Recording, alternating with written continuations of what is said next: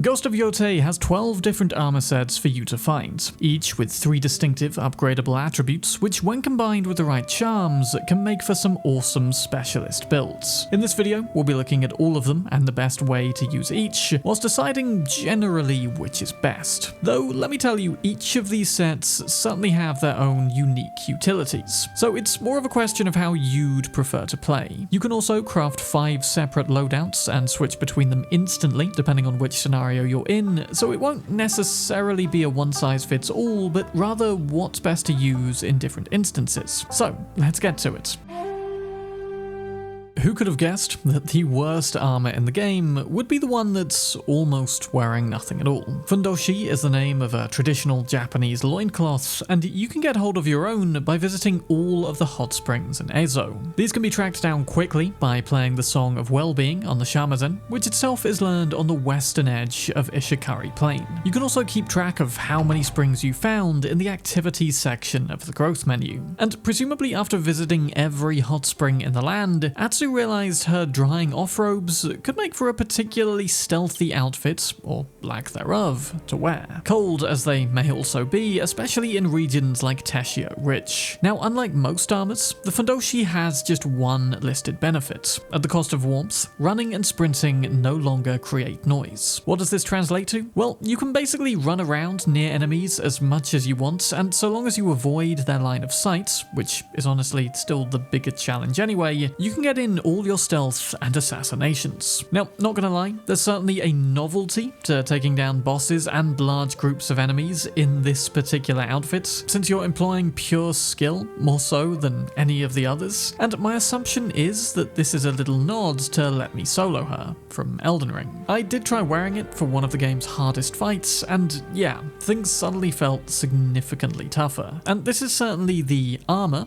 for players who want the most hardcore experience. Though to be fair, since you can't actually unlock it until completing like 2/3 of the game anyway, when you unlock the final region, the playstyle is really only viable in the later game. And personally, I combined it with a bunch of stealth-based charms, given that's the only playstyle it benefits ever so slightly, but really if you are going for the hardcore challenge mode, then no charms is of course the thing to do. So ultimately, the Fundoshi should be reserved for the ultra-skilled or ultra-masochistic, and actually specialized stealth builds can be achieved with other, more specialized armor sets that we'll come to in a bit.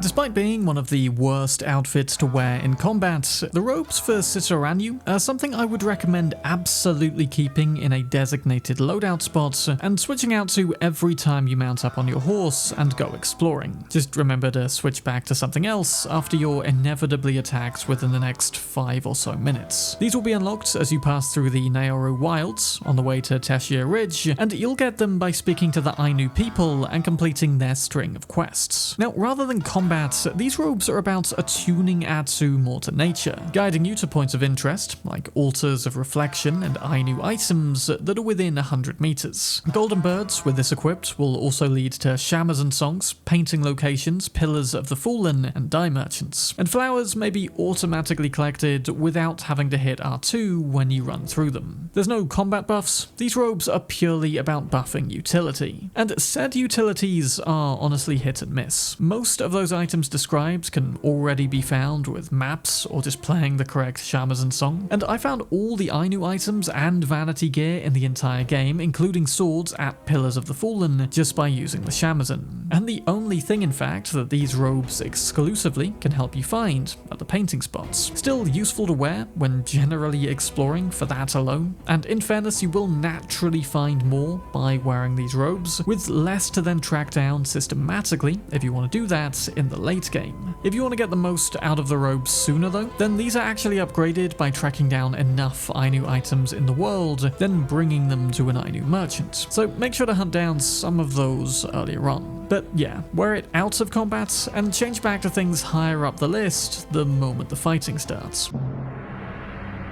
This next one certainly has plenty of utility in the latter part of the game, but given it isn't unlocked until then, nor has much use up to that point anyway, it's tough to place it much higher than this. Ginji's guard armor is the perfect set to equip for a late game gunner build, once you reach the Oshima coast and unlock the guns to go with it. You'll unlock this one by completing a side quest for Ginji the Armorer, wherein you help liberate this particular prototype armor back, receiving it then as a reward. With it equipped, the slow-to-reload Tanegashima rifle is now actually a much more viable weapon to fire in quick succession, and combining it with the charm of the Prepared will ensure it's always loaded before every fight. The charm of Tanzutsu Guard will again regain some pistol bullets when fired, and generally what you'd be going for on the offensive side of this build is anything to improve attacks with guns specifically. But more importantly, and this is especially the case for some later game assaults, with this armor equipped, blocking is able to deflect bullets, allowing you to charge enemy barricades in a way you otherwise couldn't, and useful therefore to have stowed away in a late game loadout just for that alone. You also take significantly less projectile damage in general.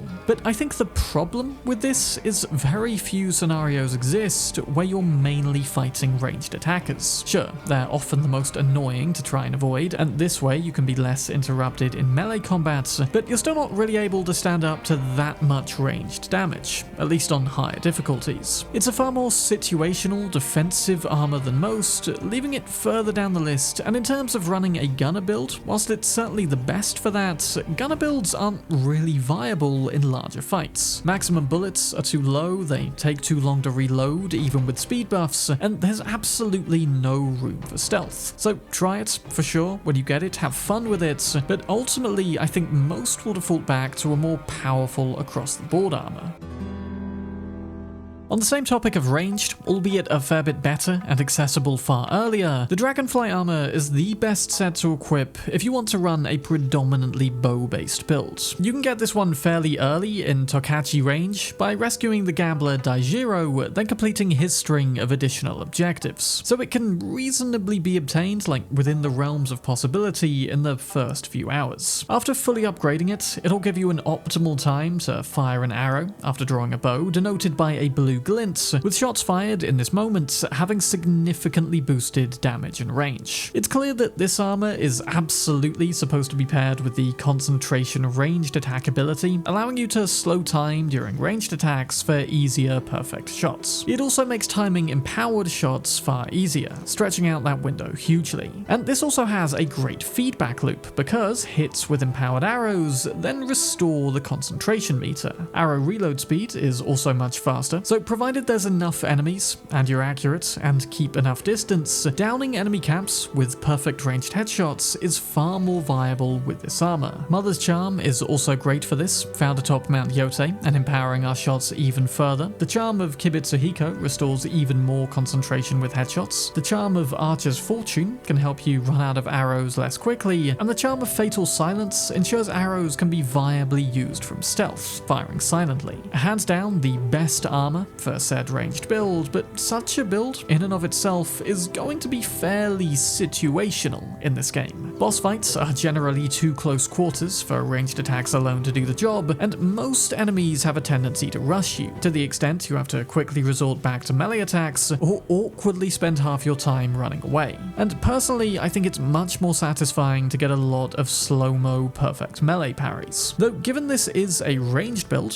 one thing that can certainly help if you've gathered a dense train of foes together that you're then running away from is simply to throw one of the bombs their way. Easily the most effective means of taking out a large group of pursuers and thinning numbers massively. There's also not really any armor to specifically base a bombing build around, so definitely mix them into this one to become far more powerful. Another stealth-based armor set now. The Ninetail armor is one you'll discover very early on in the Teshio Ridge string of main quests, the first quest that you'll complete with Ayuki. Now, there is another stealth armor that I prefer, and we'll get to later on, but you will most likely obtain the Ninetail set first, and some may actually prefer it. And if you want a shinobi assassin build, relying mainly on quickfire weapons from the shadows, that is kunai, Metsubushi, Oni's Flame, and smoke bombs when you unlock them. Though I think think the main two useful ones here are gonna be kunai and smoke bombs, with kunai dealing more damage in this armor, possibly replenishing by 2 with every assassination, and assassination noise and general enemy detection speed both being reduced with this as well, albeit not to the same level when it comes to noise as wearing the Fundoshi bathrobe. So it makes stealth gameplay a little easier, and given that Teshio Ridge quests will continually equip you with more and more stealth tools, it's not a bad armor to wear for experiencing them all. You can also combine it with the right charms, of course, to further compound the power of stealth, like the charm of Masaka, which replenishes health when you drop a smoke bomb, the charm of Izanagi, which regens health on assassinations, and the charm of Hidden Blades to throw up to 3 additional kunai. In fact, that one goes with this absolutely perfectly. Though, like the Dragonfly and Ginji armors, this set is still kind of a bit situational. Stealth isn't always an option, especially when it comes to bosses, and whilst kunai throwing can still be really helpful in an open fight, that's more about temporarily interrupting enemies than taking them down from afar. So we'll come back to the absolute best stealth armor, which actually can do that, quite shortly.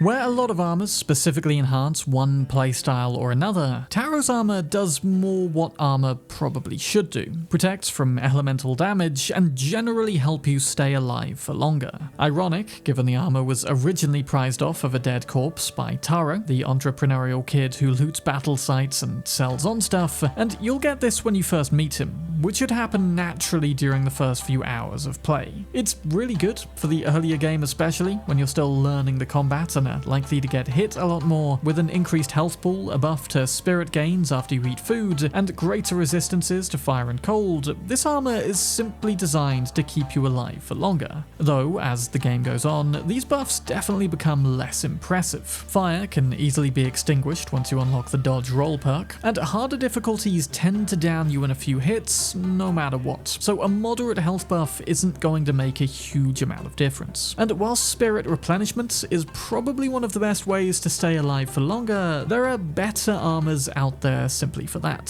Still, it's a good starting point, especially if you find you're dying annoyingly frequently, but for boss fights later on and stuff, no amount of defense is gonna make up for simply learning enemy moves and countering them with precision. Since it's a defensive armor, combining it also with other defensive charms will boost your health and damage resistance by a very noticeable degree though. Takezo's charm of the Stout Heart, found at one of the dueling trees, is a personal favourite, since it effectively always restores your health to maximum when you heal. The charm of Mount Yotei generally reduces damage as well, and the charm of Thoughtful Restoration increases health massively further. Again, useful if you're struggling with standing up to damage, but in my opinion, better offense makes for a more effective defense in the long run, ending fights quicker so you don't need those additional defensive buffs. Good early game armor, no doubt about that, but there are still better ones out there.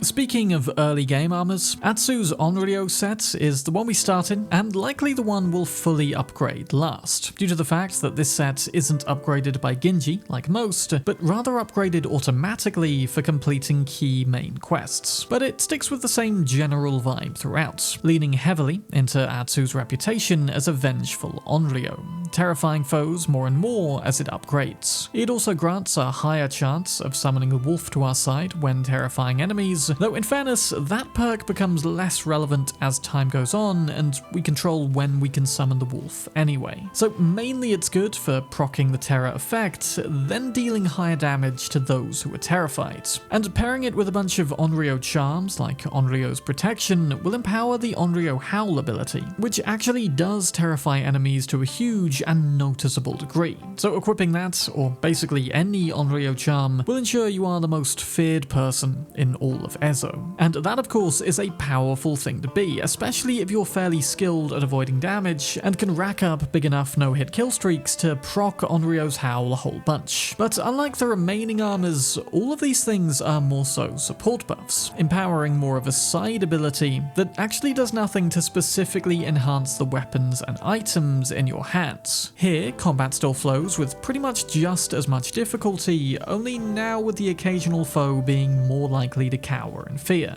making this armor more of a stylistically cool one than something actually hugely powerful. But if Atsu were to have a canon outfit, so to speak, then it would be this, but that doesn't mean there aren't still better ones out there. This next one is automatically unlocked during the main quests in Ishikari Plain, which can be completed reasonably early on, but the first 2/3 of this game can basically be done in any order, so it's anyone's guess when you'll be obtaining this. And for one of the blandest, most boring looking sets in the game, it turns out this is quite possibly the best one to be wearing if you've a tendency to burn through spirit points, either by needing to heal all the time or utilizing special attacks. Throwing dropped melee weapons not only deals more damage in this outfit, but also replenishes some spirits. And with sake, of course, being the quickest way to manually replenish spirits, assassinations will ensure you're always replenishing that. Of course, assassinations can only be performed from stealth, so you will have to drop some smoke bombs if you run out mid-combat, with smoke bombs themselves being unlocked by pursuing an entirely different main quest path. You also replenish a lot more spirit overall when you drink sake in this outfit. There are still charms out there that do a good job of replenishing spirit by themselves, but as far as outfits go, this is the spiritual winner, which honestly is a shame because stylistically it's got a lot less going on than most of the other sets. Charms wise, you can of course lean into the sake based buffs even further, carrying another bottle with the charm of abundant drink for instance, but otherwise, since this armor doesn't really specialize into any specific skill sets, you can more or less pick and choose whatever charms you think just look cool with this. Really good armor on paper, and well worth sticking with to see how you get on with it for a good while after unlocking. One of the best armor sets in the game, and also one of the best quests for obtaining it, the Spider Lily armor has us venture into a terrifying maze of pagodas to face off against the insane, ghost-like general that now haunts it. Our reward for completing the quest is a classic samurai-looking set that this time specializes in staggering foes, increasing stagger damage overall, as well as making it more of an AoE effect, where staggering one enemy has a chance to then stagger the surrounding ones. There's also a higher chance for enemies to drop throwable weapons, which honestly is one of the most satisfying and effective ways to defeat opponents generally. I mean, pick one of those up and half the time you're gonna land an instant kill. Now, the armor itself is another Onryo based set, which is understandable given it came from a tale that terrified, well, everyone, but personally I combined it with charms that are gonna benefit from the armor itself, like the charm of quick retrieval, which will have us immediately pick up all of those dropped weapons, or Takezo's charm of bracing victory, which recovers health when we kill staggered enemies. Stagger is honestly quite a similar effect to Terrify, both temporarily incapacitate, and there's therefore not a huge amount of difference in practice between this and the Onryo armor. But given that armor's ability to summon the wolf becomes near useless later on, whilst dropping more throwable weapons does not, I'm ranking the Spider Lily armor a little higher. Into the top 3 now, and first up is my favourite armor set for a stealthy approach. The Crimson Kimono can also be found up in Teshia Ridge, and requires completing another myth quest in order to obtain, though a more explorational and less deadly one than the Spider Lily set, at the end of which we'll get the bloodstained Crimson Kimono, violently contrasting with the snow we'll first use it in, but keeping us hidden all the same. The reason it's best for stealth, I would say, is because it opens up a whole new world of ranged assassination options. The Kusarigama can now perform its assassinations from even further away. It seems to be about twice as far when fully upgraded, and if you combine this with the Kusarigama perk to not drain spirit when performing these assassinations, this opens up limitless opportunities you just wouldn't have quite had before. Enemy detection is also massively reduced. That's not only their ability to hear you, but also see you as well, which I'd argue is better on balance than the utterly silent Fundoshi. And not only can we assassinate better with the Kusarigama, we can also do it now with Kunai too, performing ranged dual assassinations with those from even further away. Sure, it's not quite as many as the triple close-range chain assassinations we can unlock in the growth tree, but all of these abilities combined make you as prepared as possible for avoiding detection whenever you can. Again, there's still certain times where you're forced out of stealth and into combat, and you can just jump into another outfit, quiet when that happens. But if quietness and stealth is your general preferred style of play, then this is the most rounded armor set to help with that. You can also add in the charm of Lingering Shadows to reduce enemy detection even further, the charm of Assassin's Resolve to restore spirit from your stealth kills, the Wary Opponent charm to focus on enemies that detect you, and basically just run with 6 stealth charms in this build and you won't go far wrong. This will definitely work with patience in most enemy camps, but in the event you do trigger combats, these next 2 sets are what I'd personally change into. Obtained up in Ishikari Plain from a samurai who just wants to be defeated and die, the Armour of the Undying involves a fair bit of challenge and practice to get. It also involves tracking down 4 wind chimes from across the region before you can even access that fight. But once done, once defeated, you will have the best set of armour in the game, arguably, provided you're making sure to respect the optimal appropriate weapon alignments, i.e. switching to the Odachi to fight brutes, the katana to fight other sword wielders, Yari for sickles and Kosaragamas, dual katanas for polearms, and Kosaragama for shields. As long as you're following all of those to a T, then this armor will award your discipline with some major buffs, including restoring health after staggering foes, widening the window for parries and dodges, and increasing stagger damage with focus attacks. It is absolutely the best pure offensive armor in game, and you know, every single foe is gonna be carrying a weapon that you can align to, though granted, in some very, very big fights, it can actually be detrimental to constantly switch. You can absolutely get hit while switching. So maybe it loses some of its charm a little bit there, but for bosses and groups that are more staggered, and honestly probably 90% of the fights in the game, Armour of the Undying is where it's at. It also just looks incredibly cool, especially fully upgraded. And combining it with the 5 minor melee charms that each increase the effectiveness of one of the 5 main weapons means you're going to benefit even further from playing fluidly and switching weapons when necessary. The charm of Shattering Strike, for instance, turns shields shattered with the Kosaragama into shrapnel bombs that all blast outward and harm surrounding foes. The charm of Confident Strikes will often replenish spirit when staggering with a katana, and in fact I'd even say that the 5 weapon-specific charms were designed to be used with this particular armor set. So for the best general offense, this set is probably best. And whilst I'm very, very tempted to place it at number 1, there is one more armor that I kind of love more. The Bounty Master Armor is our reward for defeating Soma the Condemned, the final special bounty of the Yotei Grassland starting region, and himself a pretty tough boss fight, especially in early game when I fought him. Though perhaps the reason for that comes down to the armor he's wearing. The Bounty Master set has the potential to be an absolute boss shredder when in the right hands, but it's what I'm going to call the Tough Love set, majorly increasing the windows to perform perfect parries and perfect dodges, but with the major trade-off of disabling regular parries. You either time things perfectly or probably die, or you can maybe just dodge out the way for any parries you're not fully confident with. Should you perform a perfect parry, however, you'll then be able to follow up with 3 additional counterattacks, each of which are accompanied by a cool vignette effect. It also buffs all spirit gains massively, ensuring that you can get in plenty of attacks and heals, especially across a long fight. Now, first off, this makes the game harder if you aren't prepared.